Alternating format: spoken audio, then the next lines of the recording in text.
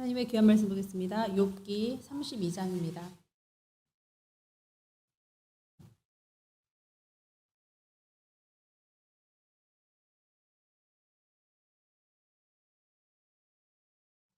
욥기 32장 1절에서 9절의 말씀을 한 절씩 교독하시겠습니다. 제가 1절 읽겠습니다. 욥이 자신을 의인으로 여김으로 그 세 사람이 말을 그치니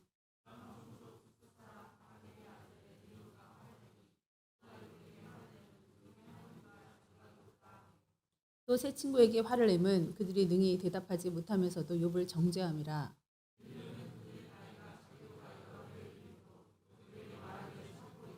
세 사람의 입에 대답이 없음을 보고 화를 내니라.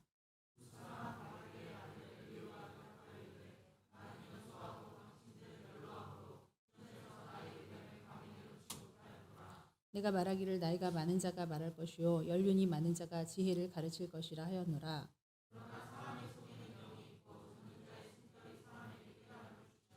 함께 읽겠습니다. 어른이라고 지혜롭거나 노인이라고 정의를 깨닫는 것이 아니니라. 아멘. 기도하시겠습니다. 하나님, 우리는 우리의 자유의지를 하나님이 꺾지 않으신 채 진리와 또 빛으로 인도하시면서 말씀 속에 들어오시기를 하나님께서는 계속적으로 인도하고 계십니다. 결국은 우리 자아가 꺾이느냐 꺾이지 않느냐가 아버지 주님의 섭리와 주님의 주권 아래 들어갈 수 있을지 없을지를 판가름하는 것이 될 수 있겠습니다. 하나님, 우리가 옳다고 생각하는 거 다가 아님을 알게 도와주시고 우리가 지혜롭고 우리가 의롭다고 생각하는 것에서 한 발 더 물러나 겸손케 하여 주시옵소서. 오늘 벌거벗은 자와 같이 하나님 앞에 나와 찔리기도 하며 아프기도 하며 수술하시는 주님의 아버지 그 거룩하신 말씀에 우리가 변화받기를 원하오니 이 시간에 함께하여 주시옵시고 부자나 가난한 자나 작은 자나 높은 자나 아버지 연로한 자나 연소한 자나 모두가 하나님 앞에 경배하며 무릎 꿇게 하여 주시옵소서. 예수님의 이름으로 기도하옵나이다. 아멘. 할렐루야. 네, 욥을 위로하기 위해서 온 것인지 아니면 비방하기 위해서 온 것인지 모를 세 친구의 이야기가 끝이 나고요. 끝이 날 무렵에 욥은 계속적으로 자기의 무지함을 저번 주까지는 증거했습니다.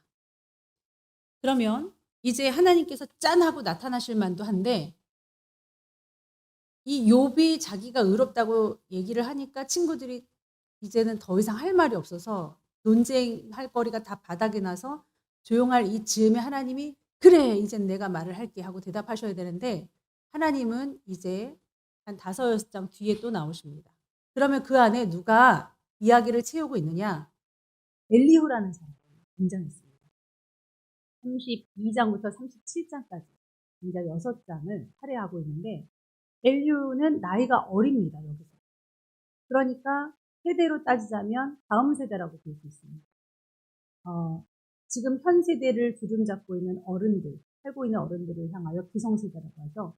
기성세대가 바로 이 세 친구와 욥이었다면 다음 세대가 지금 등장하고 있습니다. 사자죠.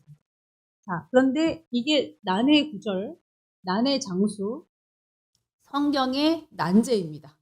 굉장히 난해해서 학자들마다 제가 어제 거의 한 7시간을 엄청 빠르게 2배속을 해서 여러 학자들의 주장과 여러 내노라 하시는 목회자들의 설교를 들었습니다.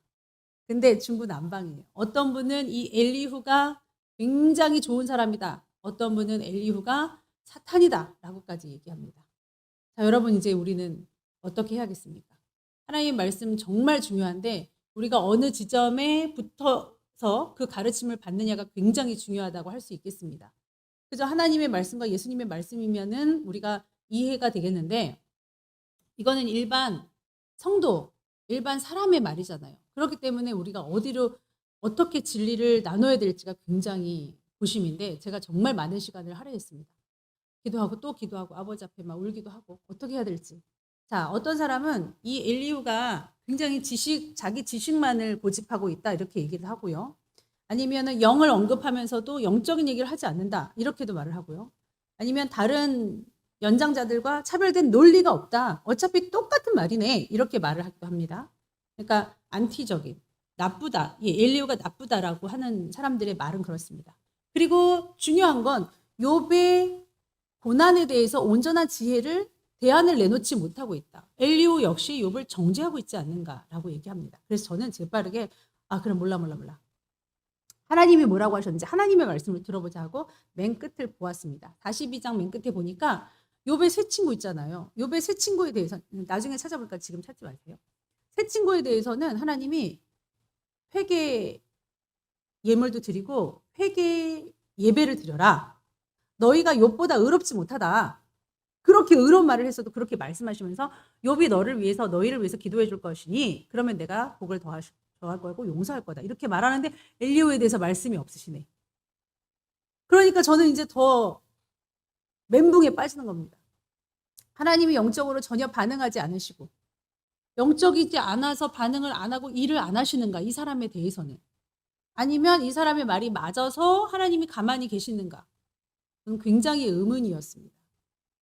자, 욥이 31장으로 욥의 독백을 다 끝으로 내 죄가를 다 고백하오니 내가 14가지의 죄의 항목을 가지고 내가 이 죄에 부합됐다면 나에게 소송을 거라. 소송장을 주면 나 그거 어깨에 메고 머리에 면류관을 쓰고 하나님 앞에 가겠다 하고 당당하게 얘기를 하고 있는 이때 순서상 짠 하나님이 나타나심이 굉장히 많은데 그러냐 하고 대답을 갖고 오실 만도 한데 예상을 못한 이 복병인지 누군지 엘리후가 딱 등장한 이유에 대해서 좋게 말하는 분들은 이렇게 말합니다.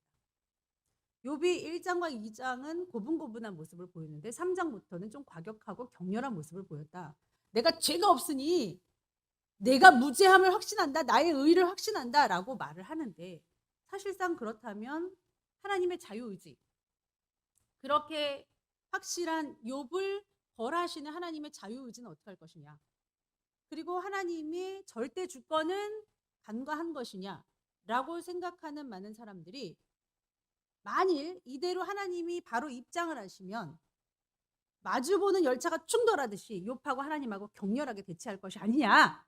그래서 욥을 가라앉히고 진정하는 뜻에서 욥에게도 좀 충언을 하고 약간 좀 책망도 하고 하나님이 말하실 수 있도록 예비하는 그런 길을 터놓은 사람이다. 그러니까 하나님의 선견자 선지자로도 예표할 수 있다. 이렇게까지 얘기하십니다.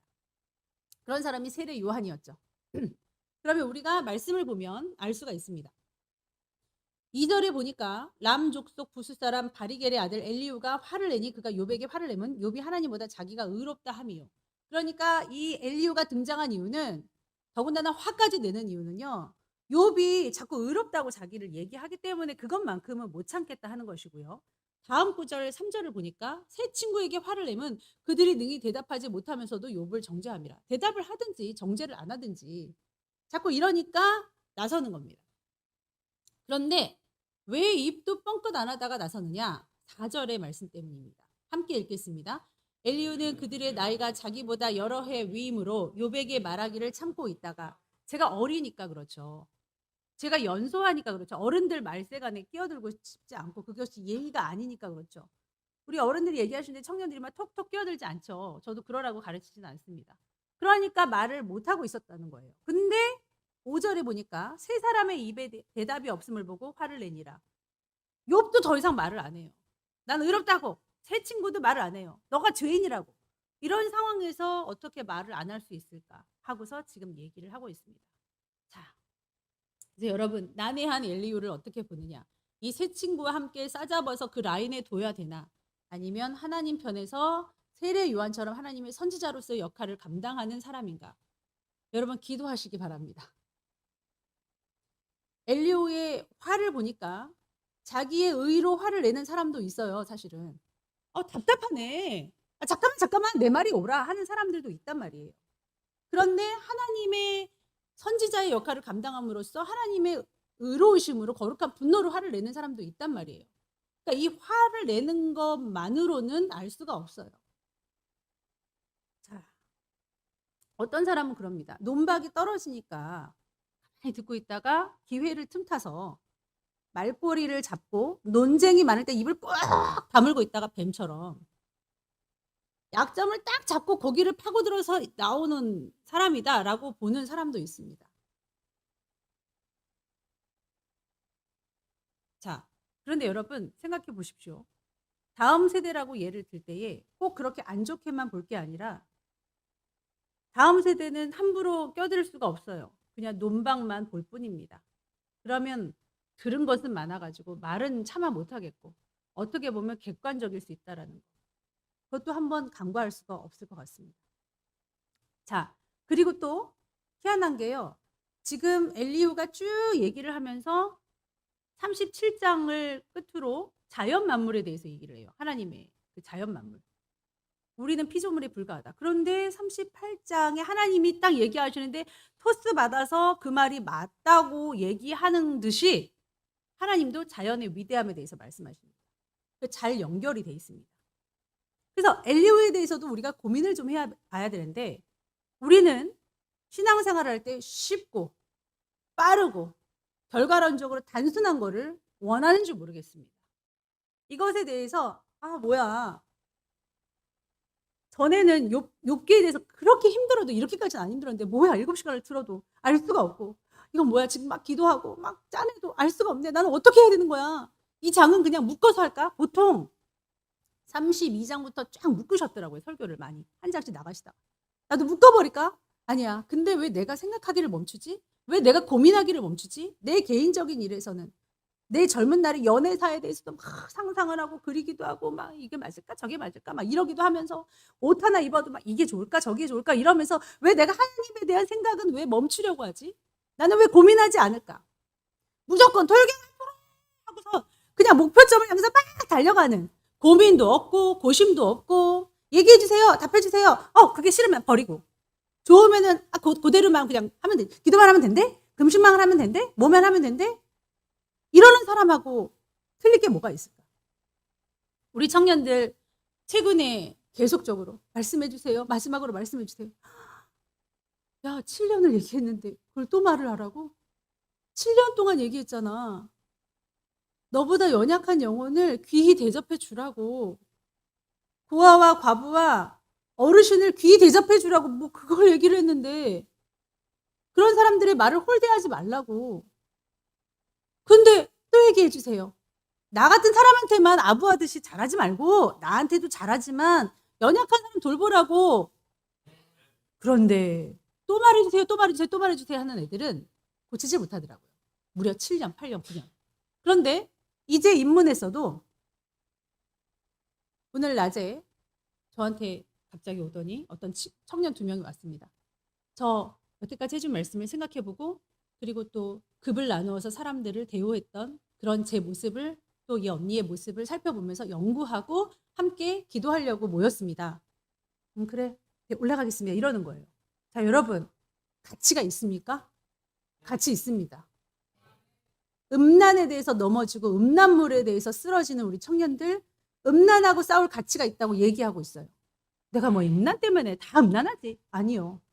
0%인 친구들이 있더라고요. 요번에 딱 하나님께서 꿈으로 알려주셔서 어떤 친구가 정말 거룩한데 64시간을 했습니다. 한 달에. 음란물만. 성인물. 정말 마지막 때를 준비하는 사람들 맞습니까? 이런 것도 모르고 있으면 안 되죠. 그런데 서치를 해보니까 아이들을 다 이렇게 조사를 해보니까 음란물을 전혀 안 본 사람들이 몇몇 나오더라 이거예요. 그 중에 하나는 신앙이 좋지도 않았습니다. 근데 자기 생각에 내가 골방에서 숨어서 이렇게 보고 있는 자기 자신이 너무 추했다는 거예요. 참을 수가 없었다는 거예요. 그래서 그 뒤로 접었다는 거예요.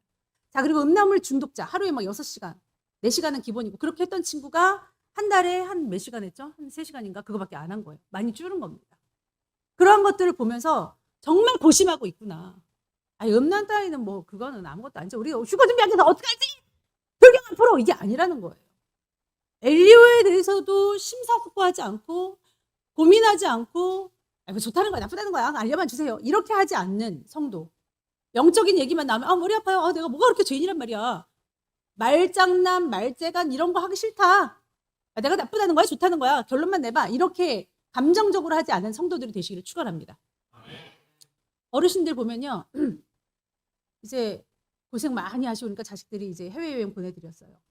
그런데 잘 갔다 오셨어요? 그러니까 뭐라 하냐면 아유 나는 가이드 잊어버릴까봐 깃발 본 생각밖에 안 난다. 깃발, 그 빨간색 깃발. 여러분 깃발만 보면서 달려가지 마시기를 축원합니다. 하나님이 정말 원하시는 것이 무엇인지 알아서 하나님의 뜻을 따라서 연구하고 계획하고 생각하며 가신 여러분들이 되시기를 축원합니다. 성경은요 쉬운 결론이 없기도 하는 장들이 많이 있습니다. 그렇게 내주지 않은 장들이 많습니다. 젊은이들이요. 젊은이들에게 말씀드립니다. 엘리야와 같은 젊어서 말하지 않았던 젊은이들이요. 자기가 의롭다고 하는 젊은이들이요. 너무 의로우려고 하지 마십시오. 자, 그 말씀은 뭐냐? 성경은 의로우라고 하는데 의롭지 말라고도 하십니다. 너무 의롭게, 너무 지혜롭게 하려고도 하지 말라. 전도서 7장 15절 한번 보겠습니다. 전도서 7장 15절에서 22절입니다. 잠시 보겠습니다.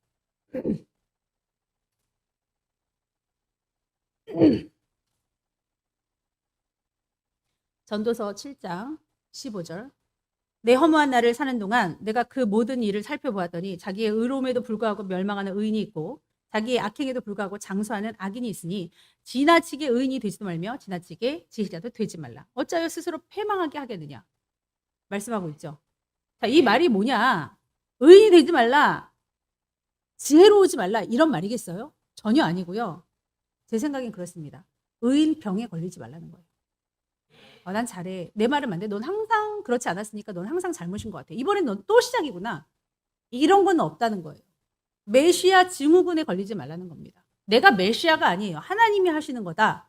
그러므로 열심히는 하지만 내가 고칠 수는 없는 겁니다. 자, 17절에 지나치게 악인이 되지도 말며 지나치게 우매한 자도 되지 말라. 어찌하여 기한 전에 죽으려고 하느냐. 16절 읽었었나요? 지나치게 의인이 되지도 말고 읽었죠. 그 다음에 18절 너는 이것도 잡으며 저것에서도 내 손을 놓지 아니하는 것이 좋으니 하나님을 경외하는 자는 이 모든 일에서 벗어날 것입니다. 하나님을 경외하십시오. 자, 왜 그러냐면요. 왜 이런 말씀을 하시냐면 너희가 선을 행해도 있잖아. 죄를 범하지 않는 사람은 이 세상에 없기 때문이야. 아, 그렇구나. 지나치게 의인이 되지 말라는 거는 의인인 척 하지 말라는 거야. 왜냐면 너가 진짜 의인이야. 의인이고 선하다고 쳐. 그래도 죄를 범치 않을 수는 없어. 그런 사람은 세상에 없어. 라고 말하는 겁니다. 그러면 내 자신에게 접목해 보십시오. 내가 지나치게 의인일지라도 지나치게 의인인 척 할 필요가 없어요. 그걸 자꾸 세뇌할 필요가 없어요. 왜냐하면 저도 죄를 짓기 때문에. 한번 같이 읽겠습니다. 참 은혜로운 말씀인데요. 20절입니다. 시작. 선을 행하고 전혀 죄를 범하지 아니하는 의인은 세상에 없기 때문이로다. 그러니까 젊은이들이요.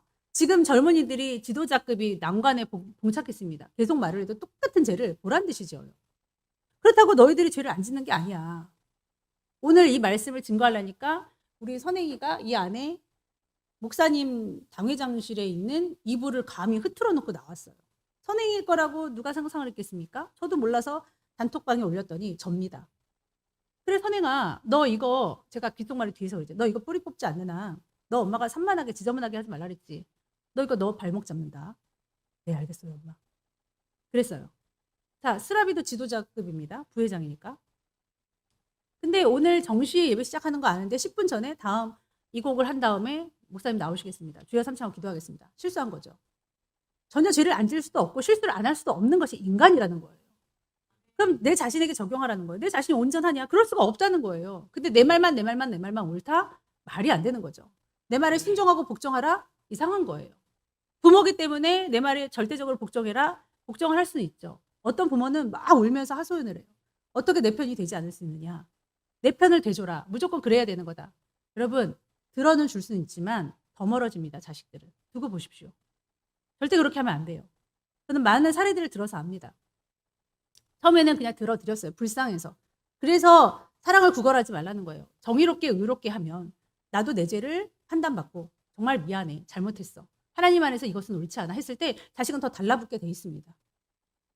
그러니까 더 멀어지는 거예요. 더 싫은 거예요. 처음에는 불쌍해서 그냥 했지만 정말 싫다 이거예요. 진정으로 받아들여지지 않게끔 우리가 하면 안 되고 정말로 내가 의롭지 않다라는 것을 알고 행해야 될 줄 믿습니다. 그러므로 청년들이요. 모든 말에 여러분들의 마음을 두지 마십시오. 모든 말에 걸려 넘어지 마세요. 어른들이 약간 초월하게 하시는 말이 있어요. 야, 넘어가. 근데 그게 되게 깐깐하게 들리고 비겁하게 들리고 그럴지라도 사실은 알고 참고 넘어가는 경우도 있습니다. 자, 청년들 한번 읽어보세요. 21절입니다. 또한 사람들이 하는 모든 말에 내 마음을 두지 말라. 그리하면 내 종이 너를 저주하는 것을 듣지 아니하리라. 22절도요. 시작. 너도 가끔 사람을 저주하였다는 것을 내 마음도 알고 있느니라. 정말 주옥 같은 말씀 아닙니까? 우리 자신도 알아요. 나도 실수가 있었지. 나도 잘못했지. 그런 거 알면은 내 말만 고집하는 것을 버려야 될 줄 믿습니다. 자, 그러면서 욥이 이렇게 전도서에 말씀 우리가 읽었고요. 그러니까 인간 관계가 우리가 칼처럼 막 끊어지거나 칼처럼 막 될 수가 있는 게 아니고 내가 의로우니까 내가 칼처럼 하겠다 뭐 이렇게 되는 게 아니라는 것이죠. 그러니까 우리 청년들은 바로 아시고 내 가족을 내가 막 칼처럼 막 끊을 수가 있어요. 그것도 안 되는 거 아닙니까? 내 친구를 막 내가 다시는 안 볼 거야. 이렇게 젊은 혈기로 할 수 있지만 그럴 계제가 아니라는 것도 여러분 아시기 바랍니다. 나는 늘 좋은데 너는 항상 나빠. 이렇게도 독선이라 이거죠. 자, 이런 건 없습니다. 그런데 많은 의인들은 이렇게 말합니다. 엘리야도 그랬죠. 나만 아버지 앞에 바로 서지 않았습니까? 그때 하나님이 아니다 7천 명이나 있는데 너처럼 바알에게 입맞추지 않고 무릎 꿇지 않은 7천 명이 있는데 라고 말씀하십니다. 그러니까 얼마나 우리가 착각을 하고 사느냐 이거죠. 비단 젊은이들 뿐만 아닙니다.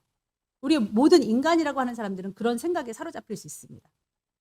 또 예레미야도 눈물로 막 호소했죠. 하나님의 의로 하다가 나중에는 하나님 나 말 안 할래요. 말을 안 하겠대요. 저들이 듣지 않으니까 말 안 하겠습니다. 자기 의로도 말을 합니다. 그러니까 완벽한 인간은 없다라는 거예요. 완벽한 하나님의 의로도 완벽한 인간의 의로도 할 수가 없습니다. 이랬다 저랬다 연약한 인간임을 여러분들이 고백하시기를 축원합니다. 그래서 욥은 참으로 고난에 대해서 탁월하게 해석을 하고 참으로 지혜의 견주장이라고 할 수 있을 만한 굉장히 깊고 놀라운 책이라는 걸 발견할 수 있었습니다. 엘리후가 나중에 고난에 대해서 굉장히 좋게 언급을 하는데요. 이건 새로운 시작입니다. 그러니까 물꼬를 약간 틀어놓으면서 이렇게 물길을 다른 데로 유치해 볼 수 있었던 인물이기도 해요. 뭐냐면 31장까지는 여태까지 그 고난의 기원에 대해서 고난이 어디로부터 오는가 고난의 이유에 대해서 고난을 왜 받는가에 대해서 계속적으로 얘기했다면 건설적으로 얘기하자라고 얘기하는 게 엘리후예요. 방향을 처음으로 전환했던 이 엘리후의 얘기는 뭐냐면 훗날에 보면 알 수 있습니다. 고난을 주신 이유가 뭐냐? 그럼에도 불구하고 의인이든 뭐든 고난을 주신 이유에 대해서 알아보자 라고 말했던 사람입니다. 그래서 엘리후의 발언 중에서 굉장히 중요한 발언이라고 할 수 있고요. 그 다음에 이 고난은 변장된 축복이라고 흔히들 말을 하지 않습니까? 고난은 뭐라고 얘기하냐면요. 거룩한 보청이라고도 얘기합니다. 고난은 거룩한 확성이라고 얘기합니다. 그러니까 고난을 당하기 전에는 들리지도 않았던 게 고난을 당하니까 진짜 잘 들리는 거예요. 우리 지영 자매님이 그랬습니다. 제가 고난을 겪고 제가 잘못을 알고 제가 실수를 하니까 이제 알겠어요. 이제 확실히 알겠어요.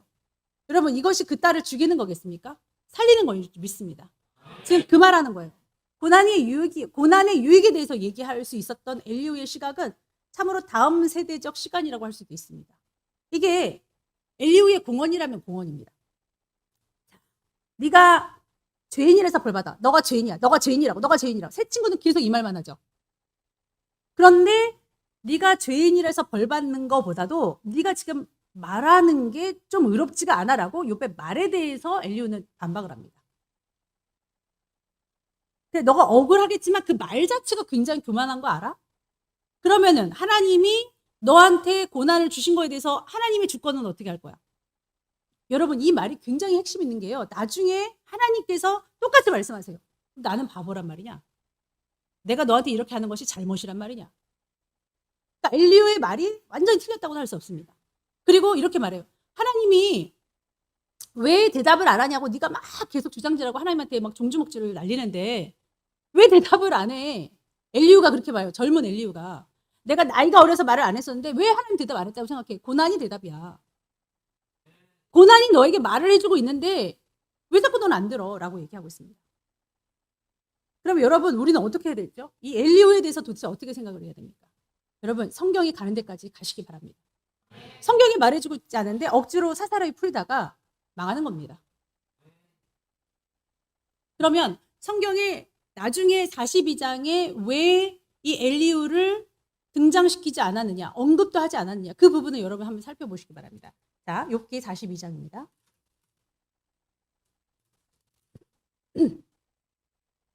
어떤 분들이 이제 찾으실지 모르겠지만 엘리후에 대해서 한번 결론을 내보십시오.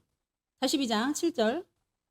여호와께서 욥에게 이 말씀을 하신 후에 여호와께서 대만 사람 엘리바스에게 이르시되 내가 너와 내 두 친구에게 노하나니 이는 너희가 나를 가리켜 말한 것이 내 종 욥의 말 같이 옳지 못함이니라. 그런지 너희는 수소 7과 순야 7을 가지고 내 종 욥에게 가서 너희를 위하여 번제를 드리라. 내 종 욥이 너희를 위하여 기도할 것인즉 내가 그를 기쁘게 받으리니 너희가 우매한 만큼 너희에게 갚지 아니하리라. 이는 너희가 나를 가리켜 말한 것이 내 종의 욥의 말같이 옳지 못함이니라. 자, 엘리후에 대해서 언급하십니까? 안 하십니까? 안 해요.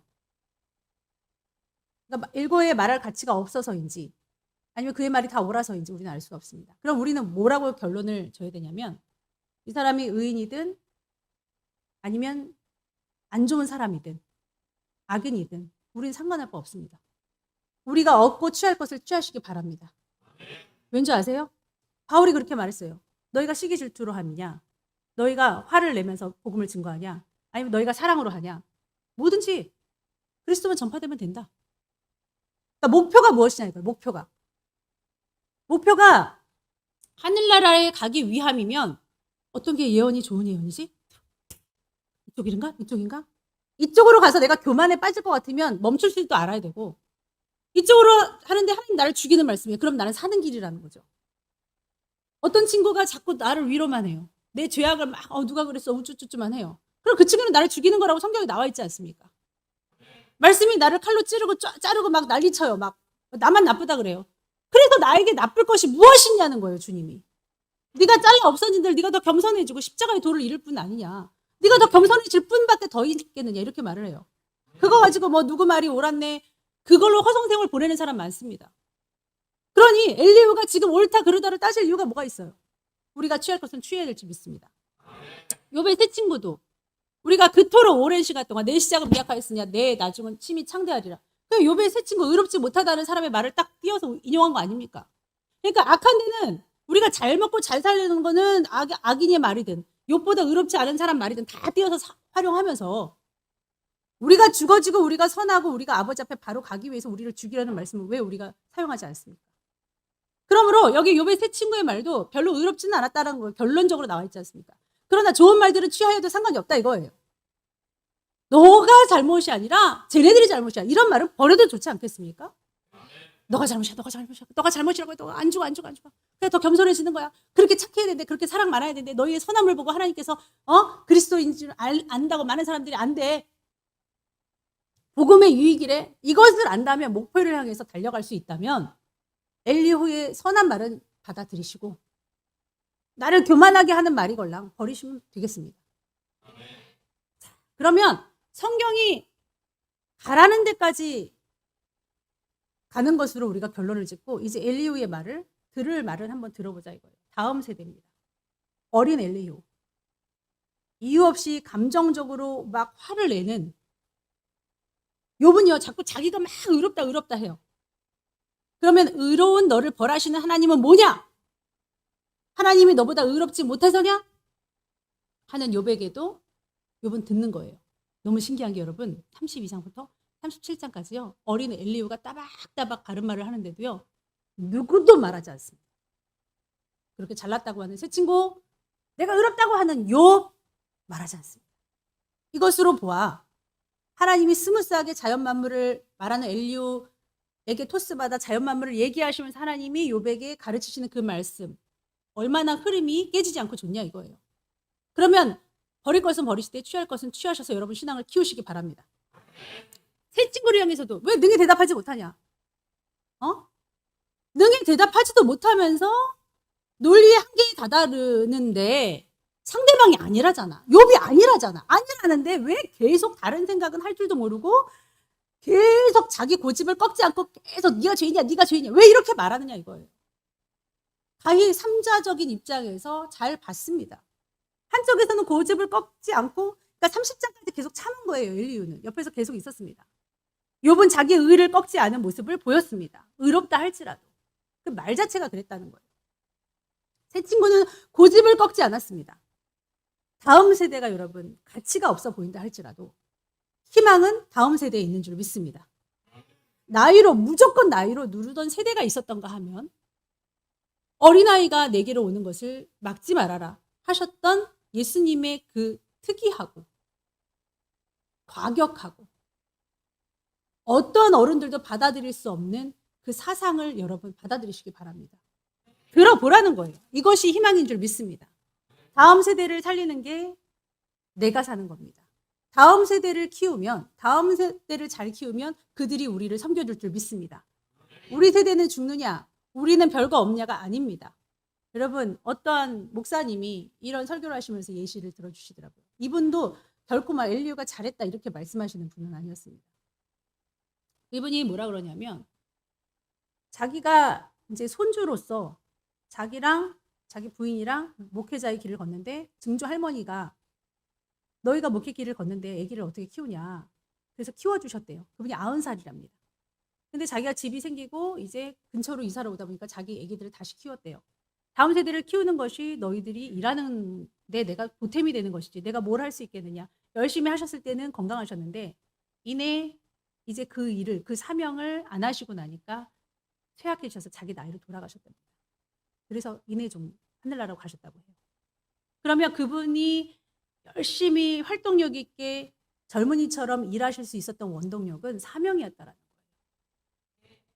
기성세대가 고루해지지 않고 꼰대라는 소리를 그런 억압을 들으면서까지 정신을 바짝 차리고 주 앞에 헌신하고 봉사하는 건 하나님 때문이었다라는 거예요. 그러면서 다음 세대를 제껴놓지 않고 그들과 함께 화합하려고 하는 모의, 그 마음이 하나님께서 주신 사랑의 마음이요 이해의 마음인 줄 믿습니다. 그래서 나는 연소에서 빠져 있었다. 이게 32장이 전부인데 이걸로 무슨 설교를 하겠냐 이겁니다. 그러나 이게 설교가 답니다. 설교를 뭉쳐서 해볼까? 저는 그러한 상상하지 않고 고심하지 않고 번뇌하지 않는 죄에 빠지지 않으려고 밤새 씨름했었습니다. 젊은이가 말하는 5장 동안에 6장에 걸친 이 동안에 말 한마디 안 했던 이 기성세대 여기에 희망이 있는 줄 믿습니다. 그래서 어르신들이 성질로 하거나 시기질투로 하거나 거짓말로 하거나 아니면 어떻게 내게 나한테 이럴 수 있느냐 이런 분들은 제외고요. 이런 분들은 말도 할 수 없고요. 또 다음 세대가 막 어른은 꼰대야 어른 나빠 그 사람 왜 그래 이런 사람들도 제껴두고요. 우리 성도들은 훈련을 잘 받았던 성도들이기 때문에 아버지 세대와 자녀 세대가 하나 될 수 있을 줄 믿습니다. 무조건 꽝꽝 믿어라 무조건 내 말만 들어라고 하는 어르신들 이제 없는 줄 압니다. 왜냐하면 훈련 받았기 때문에. 그래서 제가 보니까 세상 사람들하고 우리하고 틀린 게 그들이 죄가 더 많고 적고를 떠나서 우리가 더 많고 적고를 떠나서 우리는 생각은 해볼 수 있는 것 같아요. 이게 하나님 앞에 죄지 라고 유치해 볼 수 있는 사람들의 모임이기 때문에 희망이 있지 않겠습니까? 다음 세대들의 말도 들어주고 어른 세대들의 말도 들어줄 수 있는 어떤 접점이 있으니까 이거 하나님이 기가 막히게 잘하셨거든요. 누구냐면 예수님이. 예수님이 하나님과 우리 사이에 죄로 담이 있었는데 그거를 연합시켜주신 분이 예수님 아닙니까? 그래서 저는 이 기도만 하고 올라왔습니다. 하나님 저도 중매자로서 역할을 잘하기를 원합니다. 어른 세대와 자녀 세대가 하나 되기를 원합니다. 그래서 다음 세대의 이 말은 영적인 얘기였습니다. 영적인 얘기였어요. 그 말씀만 읽고 마치겠습니다. 8절.